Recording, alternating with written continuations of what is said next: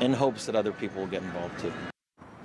We now want to have that discussion on the recent Amazon rainforest fires and the effects it has to the fight against climate change. And joining me in studio is Godfrey Onyango, who is an environmental scientist, Justice and Environment Foundation NGO member, a lead expert with NEMA, and a member of Environmental Institute of Kenya and researcher. Thank you very much for joining us. You're a man with many hats. Very true. And first of all, thank you very much for welcoming me in your studio. Thank you. So let's start with this recent fires in the Amazon. It has been termed as an international crisis. For it to be termed as an international crisis, it means it's very valuable to the entire global. So how exactly is it important? Well, thank you very much for that question. Yes, I can say it's a crisis, and going by what Mr. Leonardo has said, is depressed. I agree with him. Even myself, I feel the same as an environmentalist. First of all, the globe itself is one big ecosystem. And as it is one big ecosystem, we all derive benefits from it. And also we have to give back to it. That is why you find that in this situation, Amazon produces about 20% of the oxygen we breathe in the globe. Not only that, we have also Congo, we have Indonesia, those sides, we have up Fiji and all that, and all of them are in the equatorial region. So I do resonate with that. We have a crisis. Okay, so let's talk about the different places that you've stayed. You've talked about Amazon, Indonesia, there's Fiji, and even in Africa, we have DRC. Congo. Congo, we have Angola.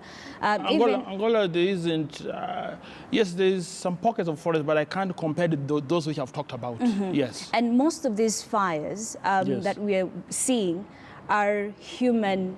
You know, most of them humans are the ones that started them. It might be accidentally, it might be intentionally, but humans are the most primary cause of most of these fires. So then, are we hurting our own selves as the human race?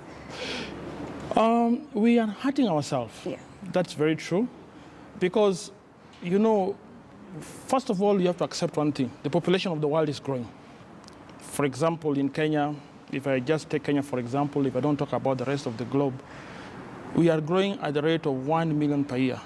That means pressure on the environmental resources, and it's happening elsewhere in the globe. And you'll find that in places like Amazon, DRC, Congo, and others, people go to this forest to harvest timber, firewood, and all that. Government may try to restrict, but because of the need, and because of the poverty level, people go there to harvest those things. And when they harvest them, maybe by accident somebody cut the tree, left the leaves, and then they dry, and then maybe somebody's smoking. Then you find that fire just erupt like that. So then, where is Africa in the fight against climate change from your point of view as an environmentalist? Well, I have to say that, let me start from global perspective. Kenya is a signatory, or Africa is a signatory to some of these treaties, which try to combat desertification and climate change. And the problem we have, first of all, is that we have issues with resources, financial resources, so that resources are allocated to combat this problem. But before we go to that, we have issues with the laws. Like, for example, in Kenya, we just enacted the new constitution in 2010, okay? Yes. Which also give a lot of impetus on the issue of climate. We have Article 42, Article 69, which, for example, Article 42, it gives us the right to have a clean and healthy environment. And the same with 69. And now, you'll find that Kenya is also signatory to these issues of issue of climate change. And that is why you find that in 2016, Climate Change Act was formed, okay? When it was formed, you'll find that it was supposed to help to address these challenges. But at the moment, I can say we are not doing that. Why am I saying so? The act is there since 2016. Have we moved beyond that? I have to say no. Because you'll find that in that act, it gives room for the formation of Climate Change Council, the highest organ for dealing with the issue of climate change. The chair of that council is the president. The The deputy chair of that is the deputy president. And then it has a member from Cabinet Secretary Environment, Cabinet Secretary Ministry of Environment, Ministry of Energy, Cabinet Secretary Treasury, Cabinet Secretary Economics and Planning. All these people, they're supposed to touch all sectors of the economy, okay?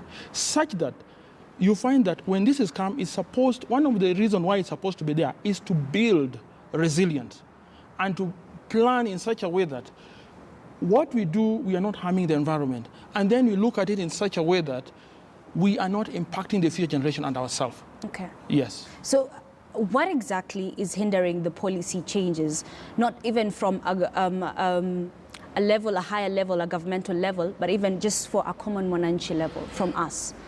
I would say everything should start at the top. Okay. My question is this. We have the Act, Climate Change Act 2016. We don't have the council. We don't have the policy direction. Now everybody will just do as they wish. And that is why we are hurting ourselves. You know, human beings are the biggest danger to the environment. Like if you're talking about Amazon forest, this is a place with with a good number of biodiversity. All these things are gone. You have talked about certain rare animals. Armadillos, yes. Yes, they are not there. They are all gone. Not far from us, Congo here. Even we're getting timber from Congo to Kenya here. And if you check at that place, we have these mountain gorillas. They are now beginning to disappear. And with the time, very soon we'll be telling, actually, once upon a time there used to be an elephant. Once upon a time there used to be mountain gorillas. So in my view, let us not blame the fires on climate change. It is us, the human being. We are not giving focus to the environment. We are not providing enough resources. If we have enacted this act in 2016, and up to date, we don't hear anything about it. I may give you a good example. In Mau Forest now, this is a place which attracts a lot of controversies. Mau Forest is very important ecosystem in this country, not only in this country, going to Lake Basin region, then going to Nile Basin up to Egypt, okay? And that place, we are affecting the whole ecosystem up to that place. Now, if we cannot enact, if we cannot follow to operationalize this act, then I can say the government has failed. They're an impediment. Now, let me go back to the issue of Mau. Yes. You want to evict people. Yes, it's good, because you want to conserve the ecosystem. But the challenge I'm throwing to them, the council, which is in this document, where is the council? I've never heard, because I always follow the news. I'm waiting to hear the council is there. The people are appointed in the secretariat. As far as I'm concerned, there's nothing going on. Okay, so then even as now as you're evicting people from Mau Forest, which is a good idea, you are basing it on what? If there are no mechanism in place to come up with resilience to settle these people, you know, there must be law in place.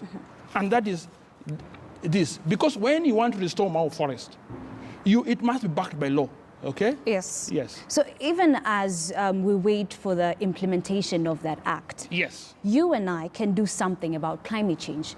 What are those things that we can do to help ourselves? Okay, one of the things which we can do, first of all, I would say education is important. We educate the people that there's climate change. Climate change is a reality in this country. We are seeing the way there's erratic pattern of rainfall. You can see one area there's bumper harvest, the other side people are starving, people are dying, yeah? And all that. So what can be done, I look at it from the policy level before it cascades downwards. Once there's good policy, then definitely something will be done. Then also, I want to talk about this. Researchers have been done a lot about climate change. It's not new. Researchers also need to share their findings. Because why am I saying this? A lot of research are there, but they are published in certain journals which are not accessible to the common man. Okay. Yes.